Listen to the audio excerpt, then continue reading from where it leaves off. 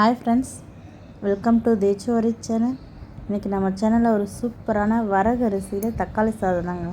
வரகரிசியில் நம்ம சாதாரணமாக கொஞ்சமாக அந்த கஞ்சி இல்லை உப்புமா செய்யும்போது அது டேஸ்ட் ரொம்ப கம்மியாக இருக்கும். சாப்பிடவும் கொஞ்சம் நமக்கு பிடிக்காது. ஆனால் இந்த மாதிரி தக்காளி சாதம் செஞ்சு சாப்பிட்டா அது ரொம்பவே சூப்பராக இருக்கும். நமக்கும் சாப்பிட்றதுக்கு ரொம்ப பிடிக்கும். அது எப்படி செய்யுதுன்னு பார்க்கலாம் வாங்க.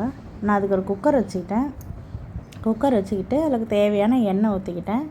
எண்ணெய் காஞ்சதும் கொஞ்சமாக சோம்பு, ஒரு பட்டை, ஒரு பிரிஞ்சி இலை போட்டு பொரிஞ்சதும் வெங்காயம் நான் இன்றைக்கி ஒரு 1.5 டம்ளர் அரிசி எடுத்திருக்கேன். அதுக்கு தேவையான அளவை ஒரு பெரிய வெங்காயம் எடுத்து நீல வாக்கில் கட் பண்ணி நான் அதை சேர்த்துட்டு இதை ஓரளவுக்கு கண்ணாடி பதம் அளவுக்கு நல்லா வதக்கிக்கணுங்க. இது வதங்கி முடிஞ்ச உடனே கொஞ்சம் இஞ்சியும் பூண்டையும் தட்டி சேர்த்துக்கிறேன். நான் அரைக்கலை, தட்டிக்கிறேன். அந்த வாசம் மட்டும் நமக்கு லைட்டாக வந்தால் போதும். அதனால் ரெண்டுத்தையும் தட்டிட்டு நான் சேர்த்து இதையும் நல்லா வதக்கிடலாங்க. அதுக்கப்புறம் நான் 2 தக்காளி எடுத்திருக்கேன். இது தக்காளி சாதம்ன்றதுனால நான் 2 தக்காளி சேர்த்துருக்கேன். நல்லா பெரிய பழுத்த தக்காளியை சேர்த்து நல்லா வதக்கிக்கிறேன். இதுக்கு தேவையான உப்பு கொஞ்சம் நம்ம சேர்த்துக்கலாம். உப்பு சேர்த்துட்டு குக்கர் மூடி போட்டுட்டு நம்ம விசில் இல்லாமல் கொஞ்சம் நேரம் சிம்மில் வச்சோம்னா இது நல்லா வதங்கி வந்துடும். இப்போ நான் கொஞ்ச நேரம் மூடி போட்டுட்டு ஓப்பன் பண்ணி பார்க்குறேன். பாருங்கள், நல்லா வதங்கி வந்துடுச்சு. இந்த மாதிரி நல்லா வதங்கிடும்.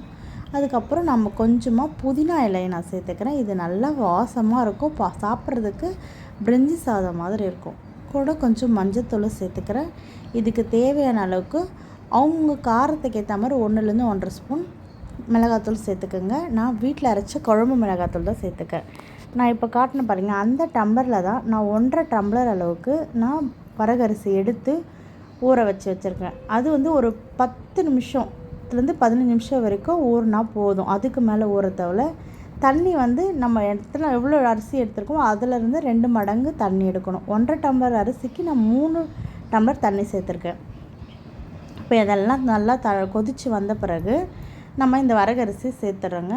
சேர்த்துட்டு உப்புலாம் கரெக்டாக இருக்கா, இந்த ஸ்டேஜில் காரெல்லாம் கரெக்டாக இருக்கான்னு பார்த்துட்டு இதை நம்ம குக்கர் விசில் போட்டு மூடி 2 விசில் விட்டு எடுத்தோன்னா நம்ம சூப்பரான சுவையான வரகரிசி தக்காளி சாதம் ரெடி ஆகிடுச்சுங்க.